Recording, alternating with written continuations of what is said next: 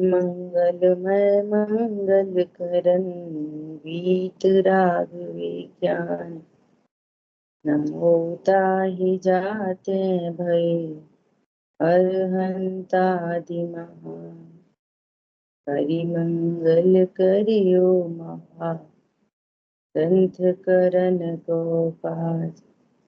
जाते मिले समाज सब पावे निज पद राम।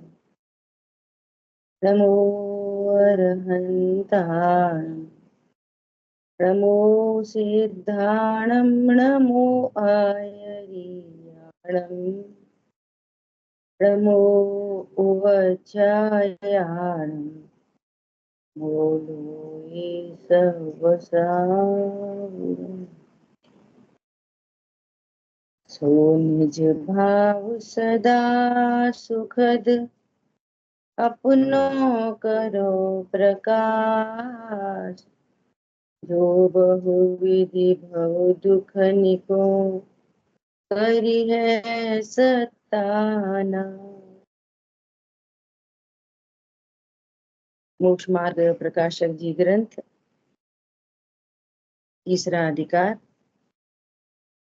और इस अधिकार पर अब हम स्वाध्याय कर रहे हैं पर्याय अपेक्षा से होने वाला दुख। पर्याय मतलब ये जो एक इंद्रिय दो इंद्रिय आदि जो पर्याय को धारण करता है वहां कैसे दुख की उत्पत्ति होती है उसकी बात कह रहे हैं। तो इसी पर्याय में भी फिर वापस आठों कर्मों को लगाकर बात चल रही है। क्या बात चल रही है? एक इंद्रिय के ज्ञान दर्शन की शक्ति किंचित मात्र ही रहती है। ज्ञान दर्शन की शक्ति मतलब ज्ञान दर्शन की पर्याय। यहाँ पर्याय लेना है ना, क्षय उपशम बहुत कम होता है अक्षर के अनंतवा भाग। इससे पता चलता है कि दर्शनावरण और ज्ञानावरण कर्म का तीव्र उदय है। उनके तीव्र उदय होने से अगर यदि मिथ्यात्व की बात करें तो दर्शन मोह का भी तीव्र उदय। किसको? शरीर को नहीं, आत्मा की पर्याय। तो वहां पर भी उसको देह बुद्धि में अहम बुद्धि तीव्रता से होती है। मैं ही पेड़ हूं, मैं ही जल हूं, मैं ही वायु हूं, ऐसा है ना, अहम बुद्धि। और कषाय की बात करें तो चारित्र मोह का भी तीव्र उदय होने से वहां तीव्र कषाय होती है एक इंद्रिय। ठीक है? क्यों? क्योंकि भगवान ने उनको तीन अशुभ लेशा ही कही है, उनको शुभ लेशा नहीं होती, होती ही नहीं शुभ लेशा।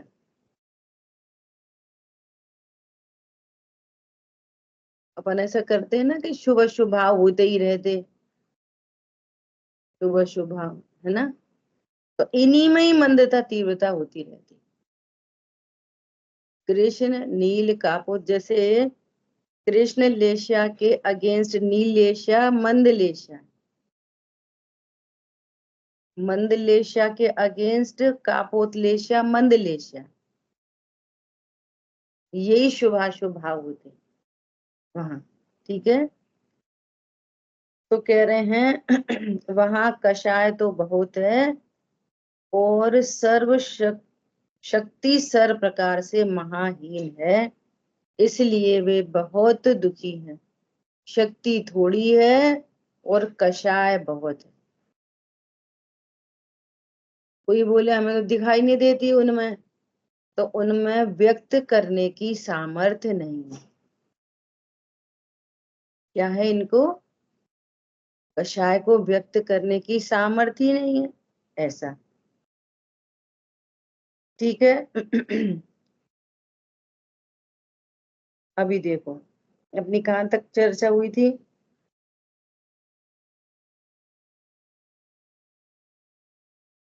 सेकंड समाधान के बाद सेकंड पैरा देख रहे हैं। तथा बाह्य कषाय प्रकट तब होती है जब कषाय के अनुसार कुछ उपाय करे। ऊपर वाले पैराग्राफ में यही बात आई थी कि ज्ञान तो किंचित मात्र ही है, फिर भी कषाय क्या करते हैं। तो एग्जाम्पल दे दिया क्या, जैसे जिनको ज्ञान कम है तो ज्ञान का संबंध कषाय से नहीं है, कम ज्ञान है तो कषाय भी कम होगी। तो अंधे बहरे का एग्जाम्पल दिया, जैसे अंधे बहरे पुरुष को ज्ञान थोड़ा होने पर भी कषाय बहुत देखी जाती है, उसी प्रकार एक इंद्री में ज्ञान थोड़ा होने पर भी बहुत कषाय होना माना गया है। इसके द्वारा केवली परमात्मा के द्वारा बताया गया है। ठीक है, अब देखो, तथा बाह्य कषाय प्रकट तब होती है जब कषाय के अनुसार कुछ उपाय करे। कितनी गजब की बात है ये। अपन इसको दूसरे एंगल से देखें, अगर पहले कि जैसे किसी को भला बुरा कहा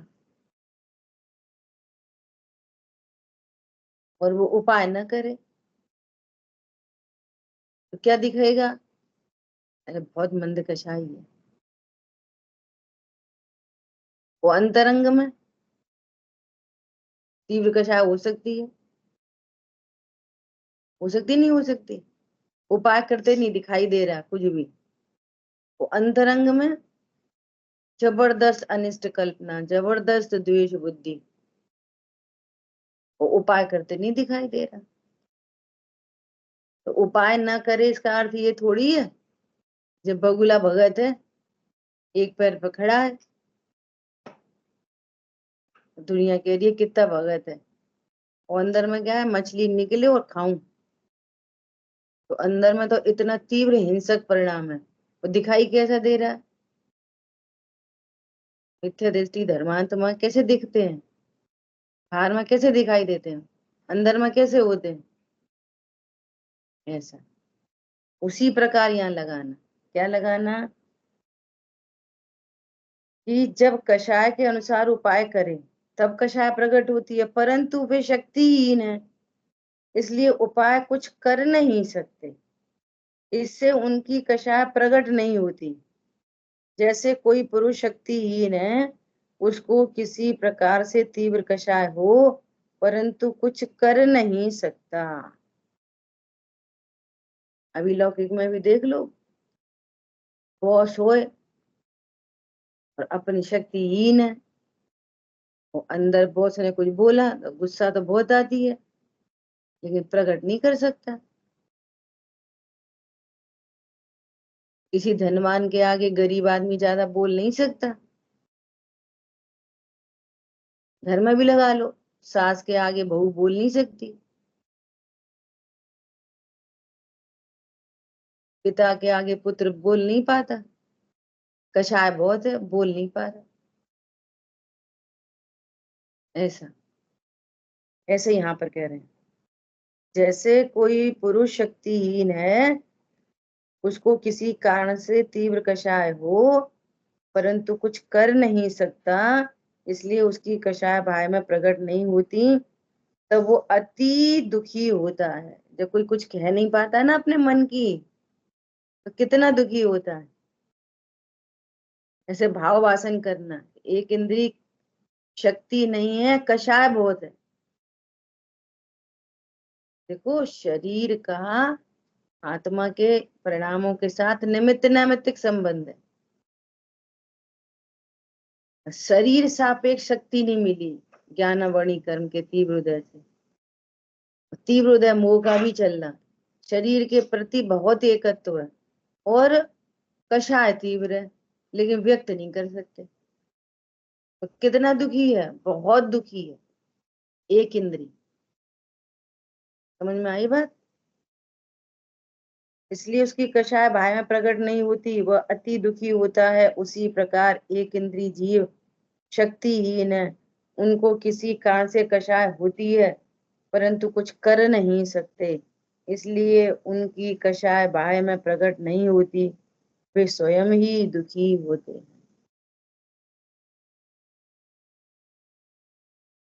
तथा ऐसा जानना कि जहाँ कषाय बहुत हो और शक्तिहीन हो, वहां बहुत दुख होता है। हम तो कुछ कह ही नहीं पाते, उन्हीं उन्हीं की चलती है। देखो विचार करो, ऐसा घरों में चलता है, जो देखो सो उन्हीं उन्हीं की बात मानता है। हम तो कुछ कह नहीं सकते, अपनी बात रख ही नहीं सकते, तो कितना दुखी होता है, बहुत दुखी होता है ना। ज्यो ज्यो कषाय कम होती जाए और शक्ति बढ़ती जाए, त्यों त्यों दुख कम होता है। क्या? कषाय पूरी हो जाए नहीं, कषाय कम हो जाए और शक्ति बढ़ जाए तो दुख कम हो, है ना। परंतु एक इंद्रिय के कषाय बहुत और शक्तिहीन, इसलिए एक इंद्रिय जीव महादुखी है। बोलो, पानी के जीव है और क्या महादुखी दिख रहे, कुछ पता चल रही है? बहुत जीव दुखी जीव है। हवा चल रही है, बहुत दुखी जीव है। पेड़ है, बहुत दुखी जीव है, कुछ पता चल रही है? जा वाणी के ज्ञान से सूझे लोका लो, ये स्वाध्याय नहीं करे तो क्या पता चले। दया दया सब कोई कहे, दया न जाने कोय, जीव समास जाने बिना दया कहाँ से होए। पता तो चले यहाँ जीव है तब तो दया होए। और समझ में आया? इसलिए ये बात बनती नहीं है। तत्व ज्ञान कौन कर सकता है, उसका लक्षण कहाँ है? क्या? अनुकंपा, संवेग, अनुकंपा। अब एक तरफ तो कह रहे हैं हम ज्ञायक हैं, परिपूर्ण हैं, दुख मिटाना है, और दूसरी तरफ एक इंद्री दो इंद्री जीव ही नहीं पकड़ में आ रही। पानी छानने से क्या होता है? क्या होता है पानी छानने से? भगवान ने या जीव बताया हमारे तुम्हारे जैसा, उसमें अपनी सामर्थ्य नहीं है कि वो अपने को बचा ले। हम में सामर्थ्य है क्या, अपने को भी बचा ले, सामने वाले को भी बचा ले। क्या कहा? बोलो कितना कंपलसरी है कि पानी छान के इस्तेमाल करना। कितना कंपलसरी है फालतू पंखा बिजली नहीं जलाना। फालतू पंखा बिजली तो बहुत लोग नहीं जलाते, काय के लिए? बिल बढ़ेगा। बिल बढ़ने के लिए नहीं, जीव देखो वहां जीव है। समझ में आई बात? जीव दया ही नहीं है तो तुम अपने को जीव कैसे जानोगे? नहीं, हमने अपने को जीव जान लिया तो और जीव नहीं है क्या? इस चरणानियों का पालन ऐसे होता है सहज बने।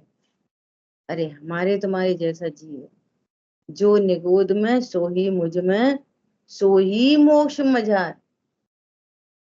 अरे इन जीवों को अपने देह के प्रति बहुत एकत्व है, इनको जरा से में ही बहुत दुख होता है।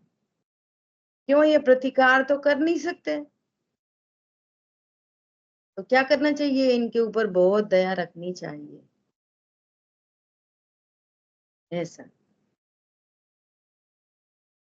परंतु एक इंद्री के कषाय बहुत है और शक्तिहीन है, इसलिए एक इंद्रिय जीव महादुखी है। उनके दुख वे ही भोगते हैं और केवल ही जानते हैं। क्या बोला? उनके दुखों को वे ही भोगे, वे ही जाने, या फिर केवली परमात्मा जाने। हम तो युक्ति न्याय से जान सकते। हरी बात ख्याल में? ऐसा। जैसे सन्निपात के रोगी का ज्ञान कम हो जाए और बाह्य शक्ति की हीनता से अपना दुख प्रकट भी न कर सके, परंतु महादुखी है, परंतु वो महादुखी है। उसी प्रकार एक इंद्री का ज्ञान तो थोड़ा है और बाह्य शक्तिहीनता के कारण अपना दुख प्रकट भी नहीं कर सकता, परंतु महादुखी है। ये पर्याय अपेक्षा से दुख बताया। एक इंद्रिय पर्याय अपेक्षा से दुख बताया कि चार घाती कर्मों का तीव्रतम उदय है, तीव्रतम, चारों का तीव्र उदय है। अब अघाती की बात करेंगे, पहले अंतराय रह गया। तथा अंतराय के तीव्र उदय से चाहा हुआ नहीं होता। वो एक इंद्री क्या चाहते होंगे भैया, जीव है पूरा, वहां भी इच्छाएं उत्पन्न होती हैं, वे भी चाहते हैं। जीव देखो, जीव, लेकिन चाहा हुआ होता नहीं। अब अंतराय वगैरह कर्म की जो अपन चर्चा सुनते हैं, वो मनुष्य पने सुनते हैं, तो ऐसा लगता है उन्हें क्या टीवी की इच्छा होती होगी, उन्हें क्या शॉपिंग मॉल की इच्छा होती होगी। अब सुनना ध्यान से, इच्छा तो इच्छा है, शॉपिंग मॉल की इच्छा नहीं होती, इच्छा होती है। क्या बोला? खाने की इच्छा नहीं, इच्छा उत्पन्न हो रही है, इच्छा बहुत है। कौन समझ में आ रहा है? जैसे कहते हैं ना, दुख अनेक प्रकार का नहीं है, एक ही प्रकार का। वो चारित्र की परिणति है, प्रति समय तीव्रतम दुख उत्पन्न हो रहा है, तीव्रतम इच्छा उत्पन्न हो रही है, तीव्रतम दशा उत्पन्न हो रही है चार की परिणति में, जो दुखी है। चाह हुआ होता ही नहीं। चलो पानी को तो चाहते होंगे, तो पानी नहीं मिले तो नहीं मिले, वे क्या कर लेंगे? ऐसा तो करेंगे नहीं, बोरिंग का स्विच ऑन कर दो, उपाय ही नहीं कर सकते। समझ आई बात? और दुख बहुत है, इच्छाएं बहुत है। जी पने देखोगे ना तो ये सब बात पकड़ में आएगी। इतना सब सुनते रहेंगे और एक इंद्री देखते रहेंगे बाहर से, शरीर से, तो बात ही नहीं समझ में आएगी। इसलिए भी दुखी ही होते हैं। अब देखो, पाप प्रकृतियों में विशेष रूप से, सॉरी, आघाती कर्मों में विशेष रूप से पाप प्रकृतियों का उदय है। ये हो गया साता, जानते नहीं। संयोग उनके कहाँ बनेंगे? असाता, ये है असाता। वहां असाता वेदनी का उदय होने पर उसके निमित्त से महादुखी होते हैं। वनस्पति है सो पवन से टूटती है।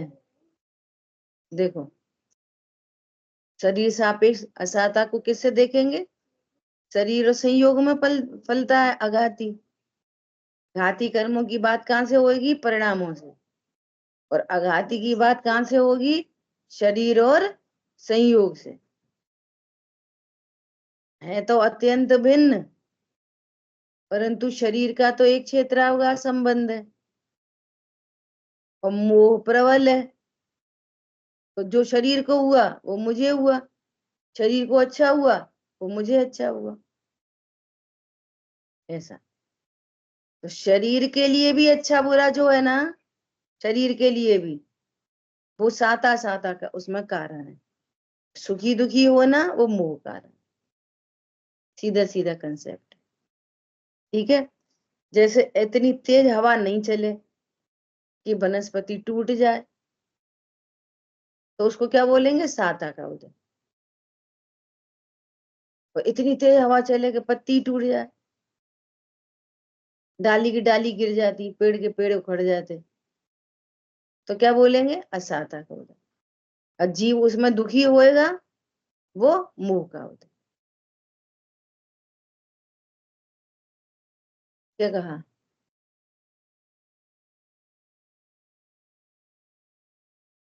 ठीक है, शीत उष्णता से सूख जाती है, जल न मिलने से सूख जाती है, अग्नि से जल जाती है, उसको कोई छेदता है, भेदता है, मसलता है, खाता है, तोड़ता है, इत्यादि अवस्था होती है।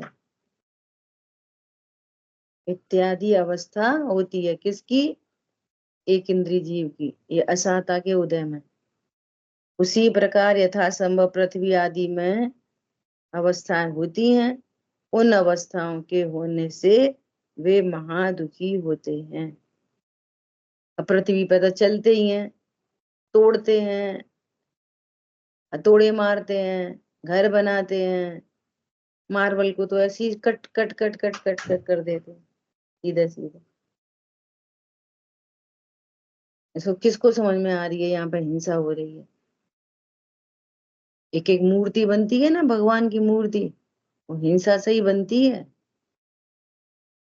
बिना हिंसा के नहीं बनती। अभी आप तो विचार करो, बहुत जबरदस्त, क्या विचार करो, आगे चर्चा आएगी कि मंदिर बनवाने में भी तो हिंसा है। बिना हिंसा के मंदिर बन जाते हैं? सीमेंट लगेगी, गिरेता लगेगा, पानी लगेगा, तराई होगी। आज फिर भी इतनी सावधानी होने लगी कि अनछने पानी से मंदिर नहीं बनते मुमुक्षु समाज के अंदर। एक आदमी, इसीलिए उसको दहाड़ी दी जा रही है कि तुम्हारा कोई काम नहीं है, तुम सिर्फ पानी छानोगे और तुरंत के तुरंत बिलछन करते जाओगे। जितनी देर के लिए छन्ना बंधा, अगर लगातार बंद चल रहा है 2-4 घंटे पानी, तो चलने दो, और जहां पानी रुका वहां बिलछन करो। तुम्हारा यही काम है। ड्रम में पानी भर जाए, खाली हो जाए, उनको सुखा के रखो पहुंच के, फिर वापस पानी भरो। समझ में आ रही बात? फिर भी हिंसा तो होती है, एक मूर्ति बनने में हिंसा होती है। फिर भी के सारे जीव थोड़ी बच जाते हैं, एक इंद्रिय बादर बादर बच जाते हैं, और तरस जीव बच जाते हैं, सूक्ष्म एक इंद्रिय तो बचता ही नहीं है, हिंसा तो हो ही जाती है। तब फिर, तब टोडरमल जी ने कहा कि जहाँ घाटा कम हो और लाभ ज्यादा हो तो वो काम कर सकते हैं। क्या लाभ ज्यादा हो? कि साक्षात तीर्थंकर परमात्मा से जितना लाभ नहीं होता, उससे कई गुना लाभ होता है भगवान की प्रतिमा से। ये तो चले गए, महावीर भगवान की दिव्य ध्वनि खेली 30 साल, अब फिर चले गए। और प्रतिमा से,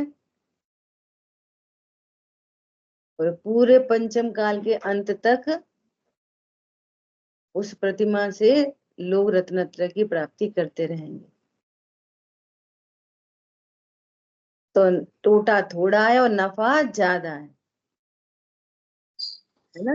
दूसरा, उस हिंसा के अगेंस्ट सम्यक दर्शन बहुत बड़ी चीज है।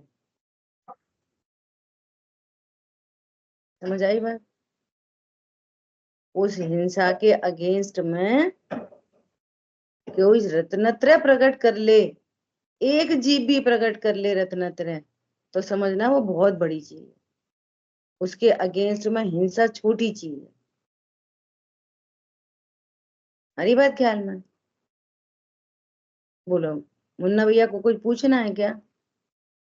हाँ हाँ, बोलिए। ये पूछ रहा था कि जैसे हम्म। मार्बल वगैरह जो तोड़ते हो तो उसमें हिंसा क्यों होती है? पहाड़ है वो आप, इसलिए? हाँ, पृथ्वी का एक जीव है ना वहाँ। पति का जीव है इसलिए? हाँ, अब ये तो अपन स्वाध्याय करें, समझें, तो पता चले भगवान ने यहाँ जीव 5 प्रकार के हैं ना, एक इंद्रिय जीव, स्थावर, जल का एक, वायु का एक, पृथ्वी का एक, अग्नि का एक, वनस्पति का एक। 5 प्रकार के जीव हैं। हमें तो जीव ही नहीं पता चलते कि यहाँ कोई जीव है, यहाँ से पता चलेगी जीव है, ऐसा। ठीक है, देखो क्या कह रहे हैं। जिस प्रकार मनुष्य के शरीर में ऐसी अवस्था होने पर दुख होता है, तुम्हारे कोई हाथ पैर तोड़े, तुम्हारे कोई बाल खींचे, तो दुख होता है ना, उसी प्रकार उनके होता है। मिथ्या दृष्टि जीव है और वो देह कोई निज रूप समझता है, तो अब देह में कोई कुछ करे तो वो अपना मानकर वो भी दुखी होता है, ऐसे वो एक इंद्रिय भी दुखी होता है। वे क्या दुखी होते होंगे, तो उसको सिद्ध कर रहे हैं। समझ आई बात? क्योंकि उनका जानपना स्पर्शन इंद्री से होता है, और उनके स्पर्शन इंद्री है ही उसके द्वारा उन्हें जानकर मोह के वश से महाव्याकुल होते हैं। उनको स्पर्शन इंद्री से जितना जानपना होता है ना, उतना जानपना होता है। ठंडा गरम, हल्का भारी, रूखा चिकना, इस संबंधी उन्हें ज्ञान होता है, तो उतने वे दुखी होते हैं, मोह के वश से महाव्याकुल होते हैं। अब परंतु भागने की, लड़ने की, पुकारने की शक्ति नहीं है। तो बोलेगा ही नहीं भैया भैया बचाओ बचाओ बचाओ बचाओ, शक्ति नहीं है। दौड़ भाग नहीं सकते, पुकार नहीं सकते, दुखी होते रहते अकेले बस। विचार करो। इसलिए अज्ञानी लोग उनके दुखों को नहीं जानते। उन्हें क्या दुख होता होगा, कुछ नहीं।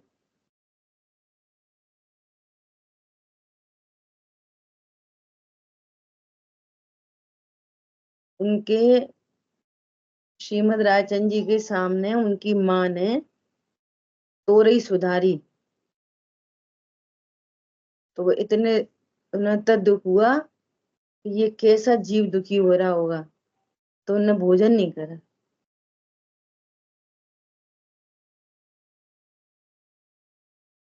कोई कोई घास पे चले, घास पे चले तो कितना दुख बताया, कि जैसे गर्भवती स्त्री के पेट पर पैर रख के आप निकल जाओ,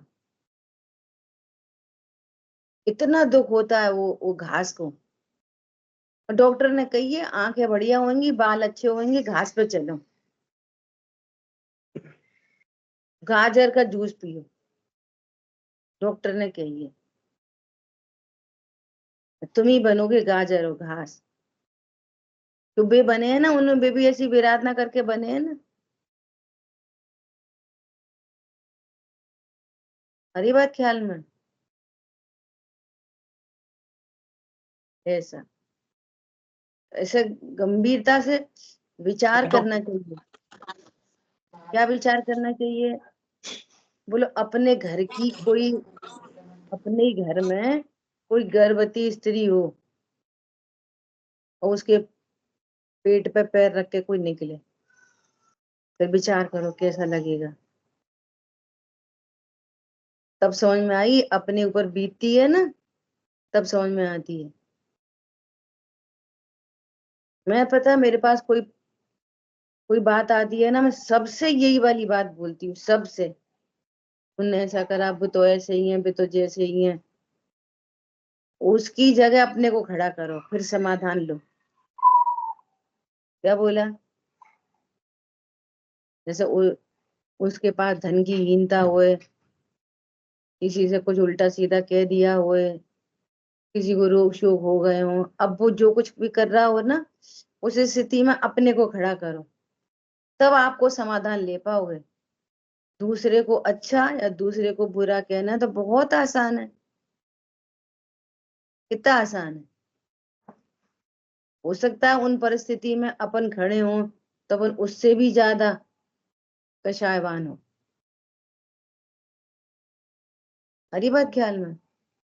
हमेशा न्याय बोथ साइड से होता है, एक साइड से न्याय कभी नहीं होता। दोनों साइड से विचार करो, तब आपको असली गलती पता चलेगी। हरी बात ख्याल में। ऐसे ही यहाँ पर कह रहे हैं कि अज्ञानी लोगों को तो उनके दुख वे जानते ही नहीं। अज्ञानी लोग, उन्हें क्या कष्ट है, पानी को क्या कष्ट है,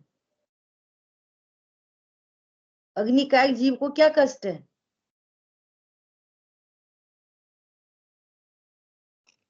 बोलो, अग्निकायक जीव को क्या कष्ट है।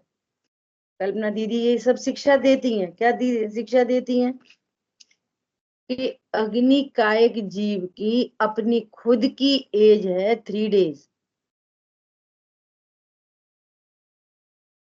ऐसे तो अंतर्मुहूर्त है और मैक्सिमम 3 दिन, है ना। तो जो अपने यहाँ ये उठावनी वगैरह होती है ना, तो वो कहते 3रे दिन करनी चाहिए।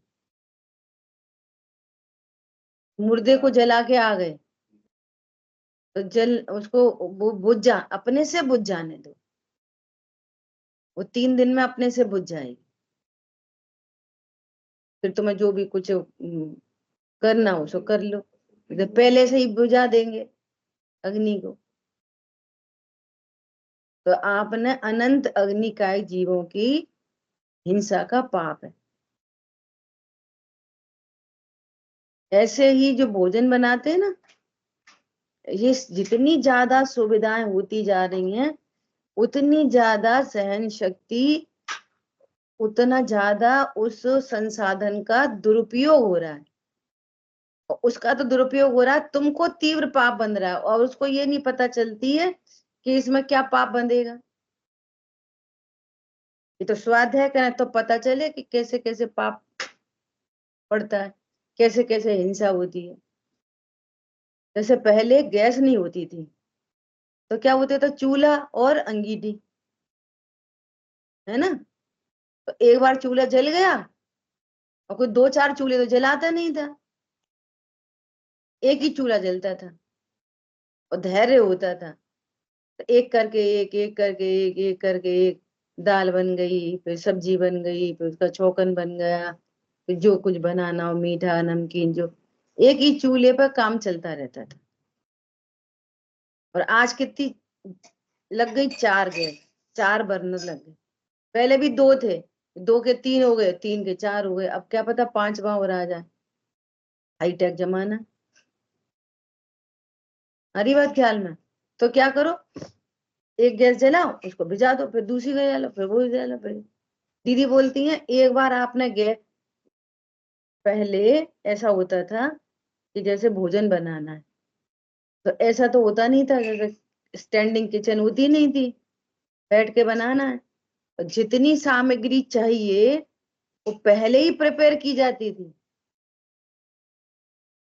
आटा पहले से निकाल के रख लो कितना मरना है, मसालदानी पहले से रख लो, ऐसे बार बार उठो बैठो नहीं होता था। क्या सब्जी बननी है, पहले पूरी तैयारी हो गई, अब वहां बैठ गए और वहां बैठ के सारा काम चल रहा है। उसमें और दूसरी शुद्धि अशुद्धि भी बची रहती थी। अब तो आटे का ही हाथ है तो डब्बा उठा लो, आटे का ही हाथ है तो मसालदानी छू लो, ऐसे उल्टे सीधे काम चलने लगे।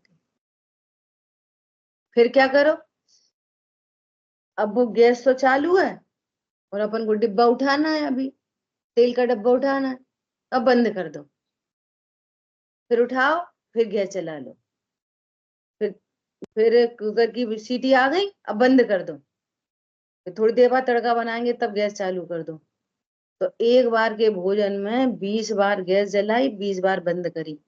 जितनी बार जलाई अग्निकायक जीव की उत्पत्ति हुई, और जितनी बार बंद की उतनी बार अनंत जीवों का घात हुआ। बोलो, ये पता है, ये सब चीजें पता है क्या, कुछ पता ही नहीं। अच्छा पता नहीं तो हिंसा का पाप तो नहीं लगेगा, पता ही नहीं है तो। बच्चा करंट छू ले 6 महीने का, उसको पता तो है नहीं, तो करंट नहीं लगेगा ना, उसको पता ही नहीं था। बोलो, कोई गांव का व्यक्ति जनरल की टिकट लेके एसी में चढ़ जाए, ये अच्छा डिब्बा ठंडा ठंडा, अपन तो जई में बैठ जाएंगे, तो उसे पता ही नहीं था इसका फेयर ज्यादा होता है, तो उसको पेनल्टी नहीं लगेगी ना। समझ में आ रही है? पेनल्टी काय की लगती है? अज्ञानता की। तो यहाँ अज्ञानता की पेनल्टी लगती रहती है। वे कहती हैं पूरी तैयारी करो और बार बार गैस खोलो बंद नहीं करो। एक बार गैस जला ली, उसको जली रहने दो, और अपनी इतनी तैयारी रखो कि उसका काम खत्म हो दूसरा बर्तन रख दो, उसका काम खत्म हो तीसरा बर्तन रख दो। तो 2 गैस जलानी है, 2 जला लो। वहां अग्निकायक जीव की उत्पत्ति और तुरंत हिंसा, फिर तुरंत उत्पत्ति तुरंत हिंसा, और कितने अनंत। ये हिंसा का तांडव मचता रहता है, ऐसे भोजन बनता है। जब ये बात अपन सुनते हैं ना, तो अपने आप अपनी परिणति में वैसी टोक पड़ती है, अरे बंद नहीं करो, रख रहे, दूसरा बर्तन रख रहे, तीसरा बर्तन रख रहे। तो ऐसे अहिंसा, हिंसा से बचते हैं, और हिंसा नहीं होती फिर। अब कौन जाने कि यहाँ पे हिंसा चल रही है? ये तो सर्वज्ञ भगवान से पता चलती है, स्वाध्याय करने से पता चलती है। अब समझो ये क्या बात चली। अंतराय 4 घाती कर्मों की बात हो गई। ज्ञानावर्णी दर्शनावर्णी का तीव्र उदय, मोहिनी का तीव्र उदय, इसलिए शरीर में एकत्व बुद्धि तीव्रता से, चारित मोहिनी का तीव्र उदय, वहां कषाय बहुत है, अंतराय का तीव्र उदय, चाहा हुआ नहीं होता। और अब आघाती कर्मों में असाता का तीव्र उदय। तो ये सब कार्यक्रम बनते रहते, कोई पत्ती तोड़ दे, कोई हैमरिंग कर दे, कोई पत्थर ही पटक दे, है ना, ऐसे सब विचार करना। तो ये सब क्या है? आघाती वेदनी कर्म का उदय। अब वेदनी के बाद आयु, अब आयु की बात आ रही है। तथा आयु कर्म से इन एक इंद्रिय जीवों में जो अपर्याप्तक हैं, उनके तो पर्याय की स्थिति उच्छ्वास के 18वें भाग मात्र ही है। देखो, इसमें थोड़े से बाइफरकेशन की अपन चर्चा कर लें। मूल में एक इंद्रिय जीव 2 प्रकार के, सूक्ष्म और बादर। अब सूक्ष्म का संबंध उससे नहीं है, किससे? कि मैं दिखाई नहीं देते। क्या कहा? सूक्ष्म का अर्थ ये नहीं है कि हमें दिखाई नहीं देते। सूक्ष्म का अर्थ ये है कि न तो वे किसी को बाधा डालते और न किसी से बाधित होते। सूक्ष्म का अर्थ ये है। बादर क्या है? जो बाधा डालते भी हैं और बाधित होते भी हैं। ठीक है? बाधित, बाधा नहीं डालते कैसा? कि जैसे एक इंद्रिय जीव है, तो वो इस दीवार के आर पार निकल जाएगा। बादर होएगा ना, वो नहीं निकलेगा। जैसे पानी छानते हैं ना, सूक्ष्म एक इंद्रिय आर पार हो जाएंगे छन्ने में से, कितना मोटा छन्ना लगा लो, तो दीवार से ही पार हो जाएंगे। तो छन्ने में से, तो छन्ने में कौन जीव रुकते हैं? बादर जीव।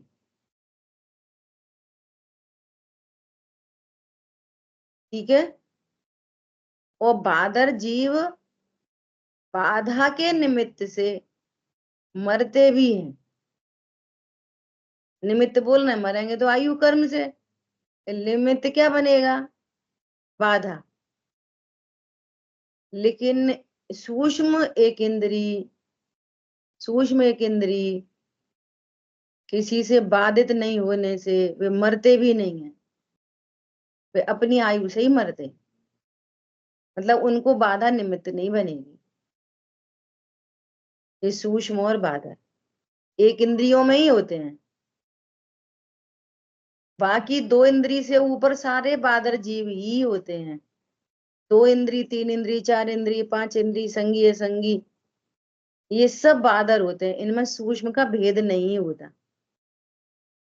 अपन सब कौन से जीव हैं? सूक्ष्म के बादर, बादर चींटी, बादर दो इंद्री, लट वगैरह सब बादर। और ऐसे दो इंद्री जो हमको आंखों से नहीं दिखाई दे रहे, अचार मुरब्बा जैम इनमें पड़ जाते हैं, सॉस में, आटे में दिखाई देते हैं, आटे में दिखने रस्सी पड़ जाते हैं, वे हमें दिखाई नहीं दे रहे लेकिन बादर हैं।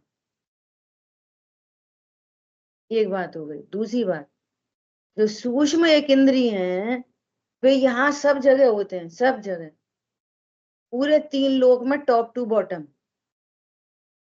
सर्वत्र पाए जाते हैं। पता है यहाँ पर सूक्ष्म अग्नि का एक जीव यहाँ पर विद्यमान है,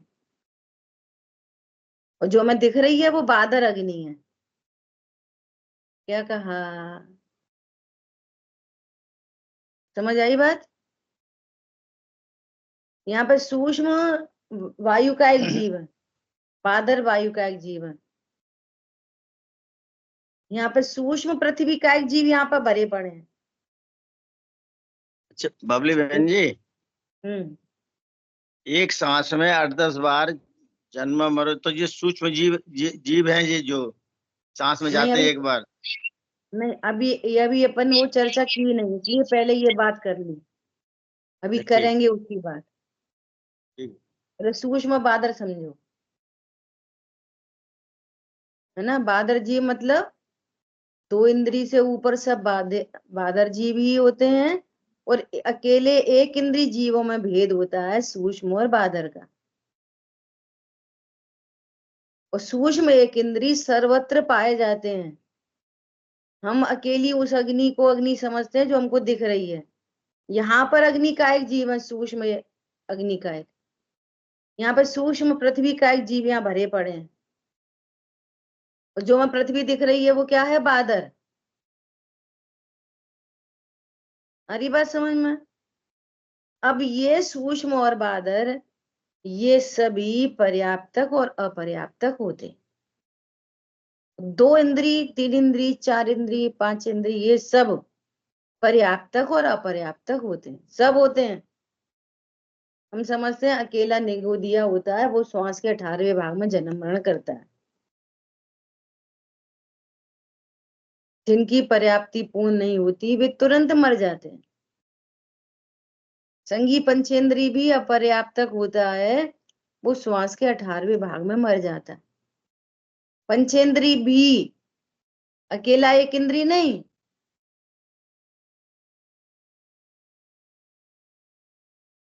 समझ में आई बात? और कोई बहुत देर तक भी जीते हैं ऐसा। सो क्या बोल रहे हैं कि आयु कर्म से इन एक इंद्रिय जीवों में जो अपर्याप्तक है, अपर्याप्तक मतलब क्या चीज होती है? तो कैसी व्यवस्थित व्यवस्था है, कौन बनाए कौन बिगाड़े। कोई जीव मर के एक गति से दूसरी गति में जा रहा है, तो रास्ते में जो बात पड़ रही है उसको तो विग्रह गति कहते हैं। वहां तो शरीर है ही नहीं, पहला छोड़ दिया, पिछला वाला छोड़ दिया, और नया अभी बना ही नहीं है। तो तब स्टार्टिंग होगी जब वो उस जगह पे पहुंचेगा, है ना? तो उसको एक समय की, दो समय की, तीन समय की, चार समय की, ये समय का भी क्या चक्कर है वो भी समझो। जैसे कोई यहां मरा, यहां, और उसको यहां उत्पन्न होना, और सीधा चला जाएगा। और यहां मरा और इधर उत्पन्न होना है, उंगली दिख रही है, इधर उत्पन्न होना है। तो ऐसे नहीं जाते, ऐसे नहीं जाते डायगनल, ऐसे जाएगा फिर ऐसे जाएगा, एक मोड़ पड़ेगा। और उधर से भी कहीं और जाना हो तो फिर ऐसा मोड़ पड़ेगा।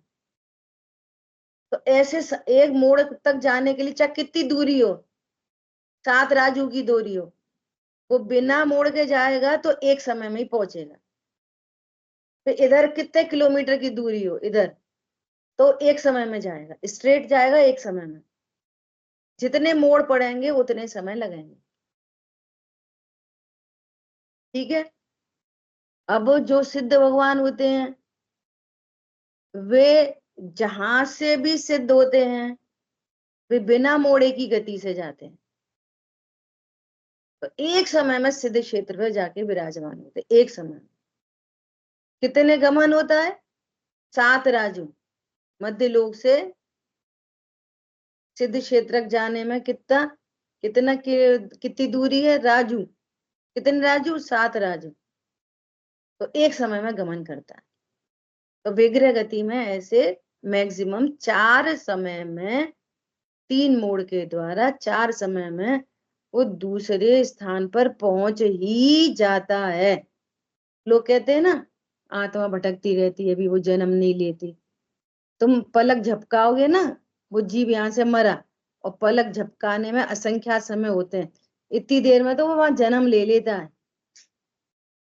अबे तो उनने जन्म नहीं लिया होगा, अबे तो वे देख रहे होंगे, अभी तो वे कर रहे होंगे। ये सब ग्रहित मिथ्या तो है, फालतू बात है। ठीक है, एक बात हो गई। अब दूसरी बात, जैसे ही वो वहां पहुंचेगा तो वहां सराउंडिंग से जैसे कर्म वर्गणाओं का ग्रहण हो रहा प्रति समय, विग्रह गति में भी कर्म वर्गणाओं का ग्रहण हो रहा। और जहां पहुंचेगा वहां पहुंचते से ही नो कर्म वर्गणाओं का ग्रहण चालू हो जाएगा। अब नो कर्म वर्गणा क्या? कि जीव का पूरा डेवलपमेंट होने के लिए पूरे मटेरियल का इकट्ठा हो जाना और डेवलपमेंट हो जाना, उसको बोलते हैं पर्याप्ति। अंतर मुहूर्त के अंदर में सारी पर्याप्ति पूरी हो जाती है। तो उसको बोलते हैं खल भाग रस भाग, वहीं से कलेक्ट करेगा उन परमाणुओं को, है ना। तो जिनसे हड्डी बननी है वो खल भाग, जिनसे लिक्विड मटेरियल बनना है ब्लड वगैरह वो रस भाग, उच्छ्वास, श्वास, ये सब पर्याप्तियां हैं। तो वे अंतर, एक एक पर्याप्ति पूर्ण होने में अंतर मुहूर्त लगता है और सारी पर्याप्ति पूर्ण होने में अंतर मुहूर्त लगता है। समझ आई बात? तो अंतर मुहूर्त के अंदर पूरी पर्याप्ति पूर्ण हो जाती है, तो उसको बोलते हैं पर्याप्तक जीव। अब वो वहां से उसकी जितनी आयु है उतनी आयु तक जिएगा। तो ये पूर्व से ही सुनिश्चित होता है कि ये 1 इंद्री में जा रहा है, कि 2 इंद्री में जा रहा है, 5 इंद्री में जा रहा है, मनुष्य में जा रहा है, स्त्री बनेगा, पुरुष बनेगा, सब पूर्व से सुनिश्चित होकर ही मरता है। पूर्व में ही बन जाती है ना आयु। पर्याप्तक बंधी है कि अपर्याप्तक बंधी है, नामकर्म कैसा, गोरा काला पर्याप्त, सब सुनिश्चित है मरण से पहले, भले ही अंतर मुहूर्त से पहले, भले ही पहले त्रिभाग में बंध गई हो, सब एकदम सुव्यवस्थित व्यवस्था। हमारी बात ख्याल में? तो पर्याप्तक नाम कर्म लेके जाएगा तो उसकी पर्याप्ति पूर्ण होंगी, और जब तक वे पूर्ण नहीं हुई है तब तक उसको निवृत्त अपर्याप्तक बोलते हैं, लेकिन हो जाएंगी पूर्ण तो ये पर्याप्तक कहलाएगा। और जो अपर्याप्तक नाम कर्म लेके आया है पूर्व से ही, उसकी पर्याप्ति पूर्ण होंगी नहीं, 1-2 हो जाएंगी, बाकी होंगी नहीं, तो वो मर ही जाएगा।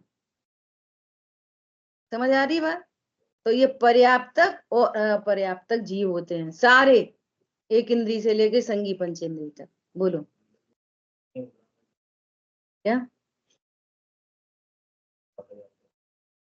अंतर्मूर्त तो बहुत थोड़ी आई हो, छोटी सी है, ये कह रहे हैं। हाँ, वो सब उसी में काउंटेबल होती है। हरी बात ख्याल में?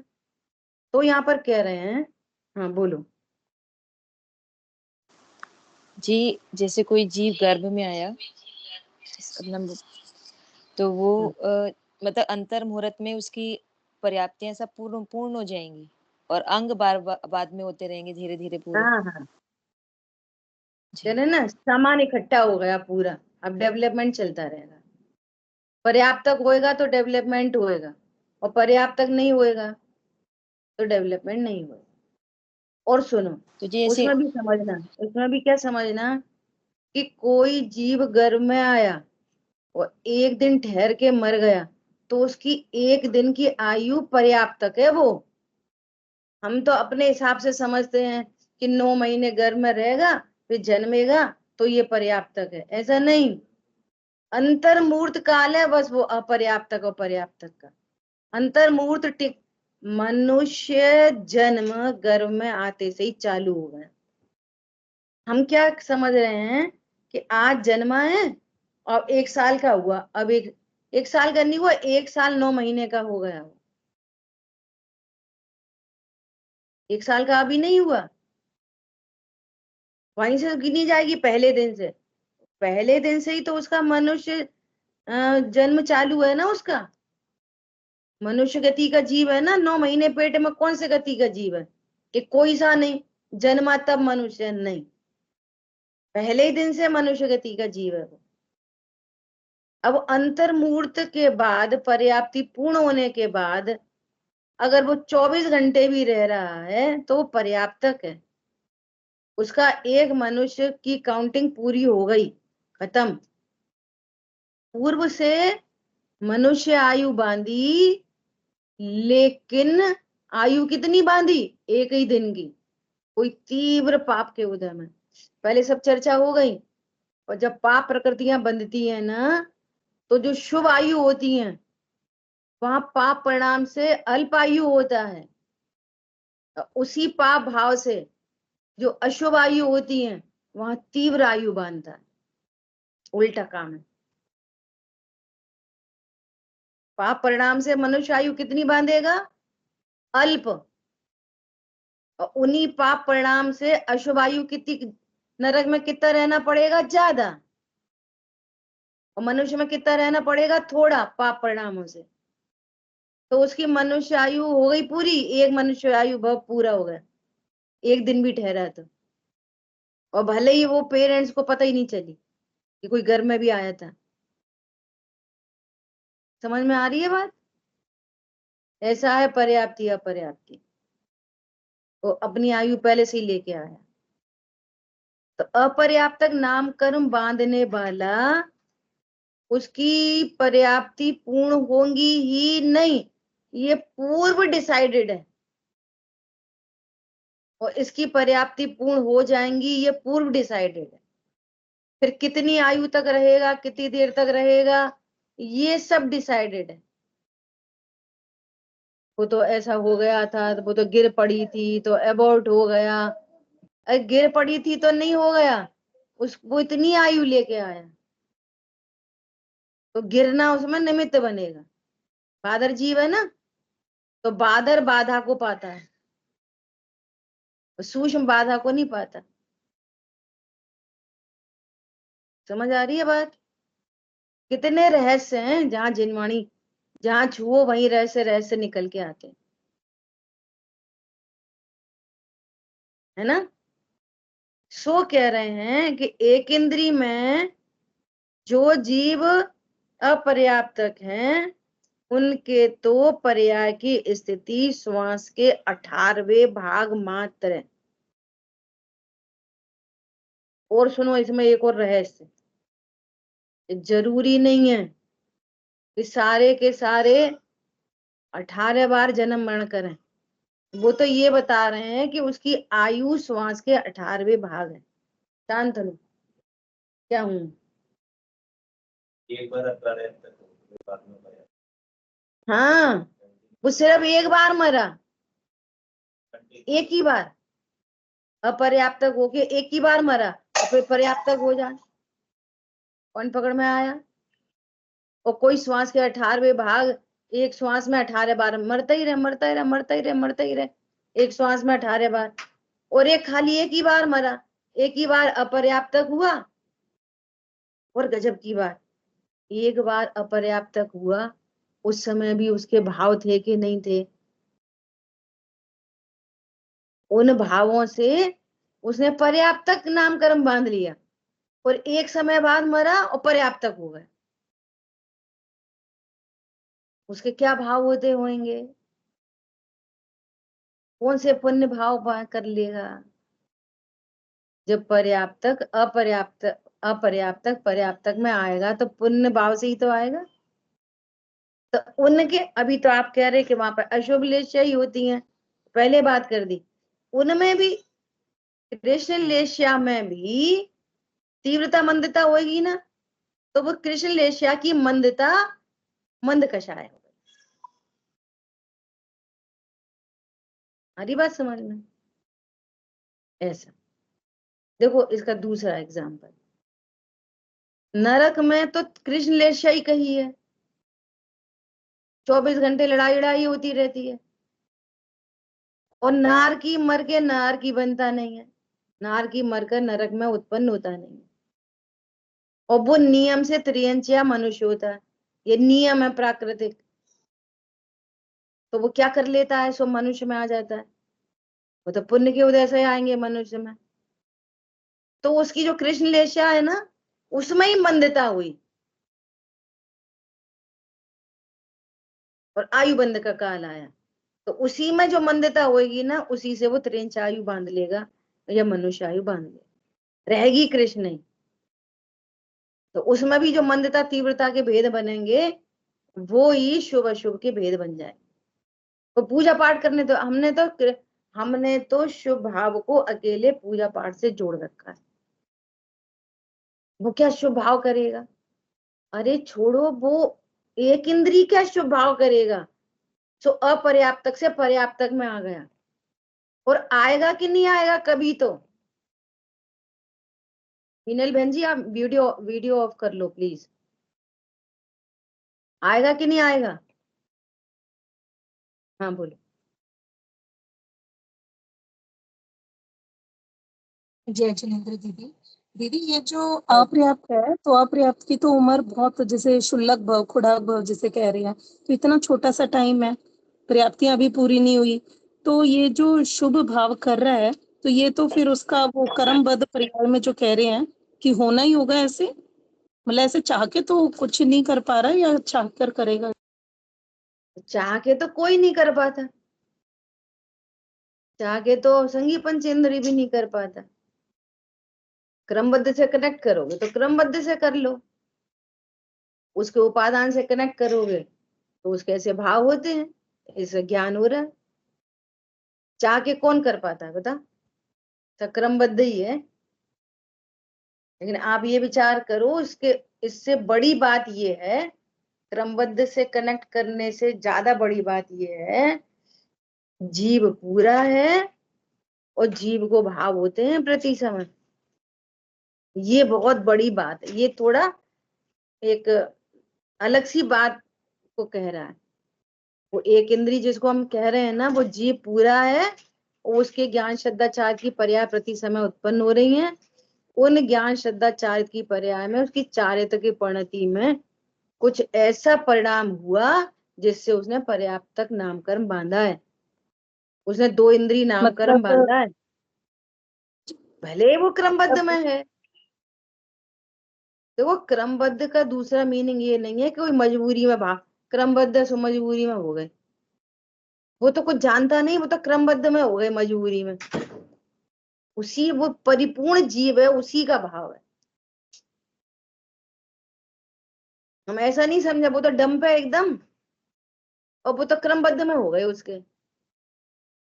डंप नहीं है, पूरा जीव है सिद्धों जैसा, और उसको भाव हुआ है। इन एक इंद्रिय आदि जीवों को समुद्घात कहा, इतनी तीव्र कषाय होती है कि समुद्घात हो जाता है, आत्म प्रदेश देह को छोड़ के बाहर निकल जाते, इतनी तीव्र कषाय होती है। अब इन्हें क्या तीव्र कषाय होती होगी? ऐसी इच्छा, बता रहे ना सारी, जैसी इच्छाएं अपने को है वैसी इच्छा उनको भी है। अब हम इच्छा को कनेक्ट करके रखा है ना, पूजा पाठ, दया दान, ऑफिस, शॉपिंग मॉल, खरीदना बेचना, तो हमें ये इच्छा समझ में आती है। निमित्त को गौड़ करके अकेली इच्छा देखो,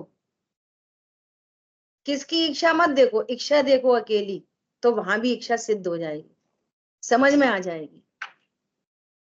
चारित्र गुण की विकारी पर्या प्रति समय उत्पन्न हो रही है कि नहीं संगी पंचेंद्री को, तो 3 इंद्री को हो रही कि नहीं, 2 इंद्री को हो रही कि नहीं, 1 इंद्री को होगी कि नहीं, होएगी। हमारी तुम्हारी जैसी ही होती है, और उनको और ज्यादा होती है, ये सिद्ध कर रहे हैं। जीव है ना, अभी हम पढ़ रहे हैं जीव, समझना चाह रहे शरीर से, तो समझ नहीं पड़ती। शरीर को नहीं समझा रहे, जीव को समझा रहे। क्या बोला, हम शरीर देख रहे ना, ये पेड़ है बेचारा खड़ा, इसको क्या इच्छा हो रही होगी कि चलो आज अपन शॉपिंग चलें, तो हम इच्छा को कनेक्ट कर रहे हैं शॉपिंग से, इसलिए हमें उसमें इच्छा दिखेगी नहीं। हरी बात समझ में, हम इच्छा को कनेक्ट कर रहे हैं किससे, मनुष्य देह से, मंदिर जाने की, इसको क्या मंदिर जाने की इच्छा होगी। और सुनो, और बहुत इंपॉर्टेंट बात, क्या इंपॉर्टेंट बात, कि जीव है अनादि का, और उसके संस्कार है अनादि के। क्या बोला, जीव है अनादि का, संस्कार भी कब के हैं, अनादि के, है ना। तो सारी इच्छाएं भी हैं अनादि। कैसे सिद्ध करो, ऐसे सिद्ध करो कि वो हाल का जन्मा बालक या हाल का जन्मा गाय का बच्चा, बकरी का बच्चा, कोई भी लगा लो, ये सकिंग कैसे करने लग जाता है, किसने सिखा दिया, अभी अभी अभी किसने सिखा दिया। शरीर सापेक्ष देखोगे छोटा दिखेगा, ये छोटा बच्चा, छोटा बच्चा नहीं, अनादि का जीव, किसने सिखा दिया, कोई ने। माँ के पास लिया, उसकी शक करना चालू कर दिया उसने। जो जिस गति में पहुंचता है, वो उस गति से अपना आहार चालू कर देता, बिना ही सिखाए। तो वो नेचुरल इंस्टिंक्ट जिनको बोलते हैं ना, संज्ञा, वे संज्ञाएं सब जीवों में होती हैं, और वो जिस कंडीशन में पहुंचता है, उस कंडीशन की संज्ञाएं उसकी चालू हो जाती हैं। कोई जीव मर के पेड़ बना, तो वो पानी कहां से पिएगा, जड़ों से। कौन सिखा रहा है कि पत्तों से नहीं पीना, जड़ से पीना। उसके पत्ते निकले तो फोटोसिंथेसिस चालू हो जाती, वही उसका खाना बनाना, वही उसका चौका है, पत्ते, उसके पास वही प्रक्रिया है। लेकिन जीव देखो आप, जीव जैसे हमें यहाँ भोजन के भाव होते बनाने के, ऐसे उसको भोजन बनाने के भाव होते, तो पत्तियों से फोटोसिंथेसिस हो जाती। हमें पानी पीने के भाव होते गिलास से, तो उनको पानी पीने के भाव होते जड़ से, उनके पास वही फेवरेबल कंडीशन है। लेकिन आप जीव को देखो, शरीर से रहित जीव देखो, फिर जीव के ज्ञान श्रद्धाचार्य देखो, तब ये बातें पकड़ में आएंगी। नहीं तो ये समझते रहेंगे वो बेचारा क्या शुभ भाव करता होगा, उसको क्या शुभ भाव होते होंगे, वो कौन किसी की पत्नी को छेड़ता है, वो कौन परिग्रह करता है। परिग्रह संज्ञा होती पेड़ों में, जैसे जमीन में नीचे सोना आदि की खदान है, तो पेड़ों की जड़ वो सोने के चारों तरफ लिपटी रहती हैं। अब पेड़ को क्या पता जी सोना के चांदी, जीव को तो पता है, अनादि का है जीव।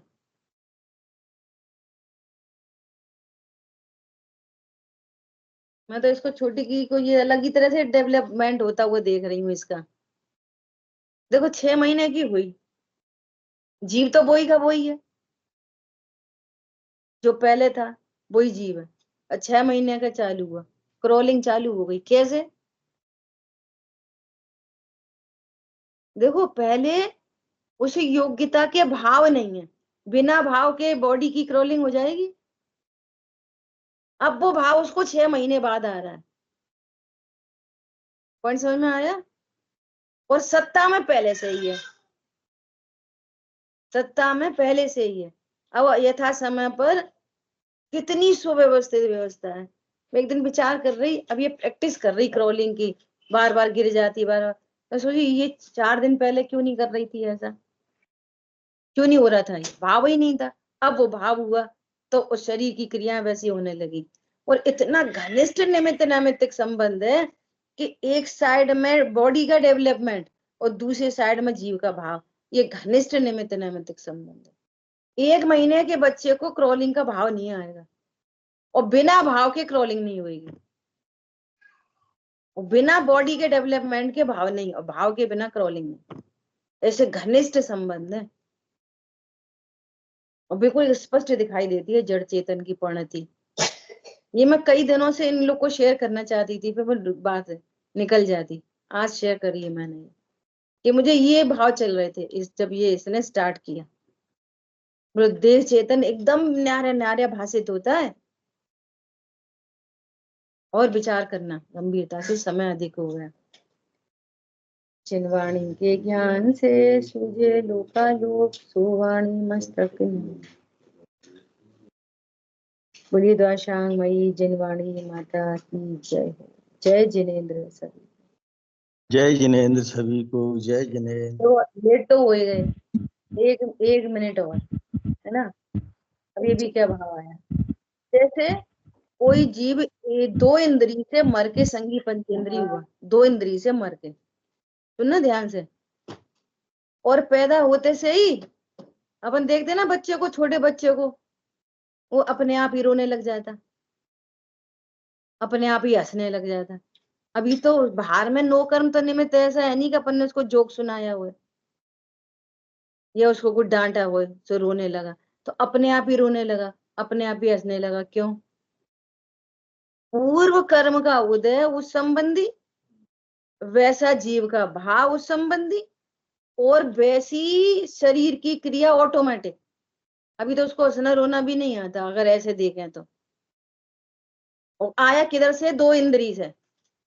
तो 2 इंद्री से क्या इसने हंसना रोना सीख लिया? भैया जीव अनादि का है, अनंत बार ग्रीवक उपजाया, अनंत बार मनुष्य बन चुका, अनंत बार देव बन चुका, अनंत बार नारकी, अनंत बार एक इंद्रिय, अनंत बार दो। वो सारे तरह का भाव जो है सत्ता में बैठे हैं, वे कभी कभी व्यक्त हो जाते हैं। समझ आई बात? ऐसा। जय जिनेन्द्र सभी को।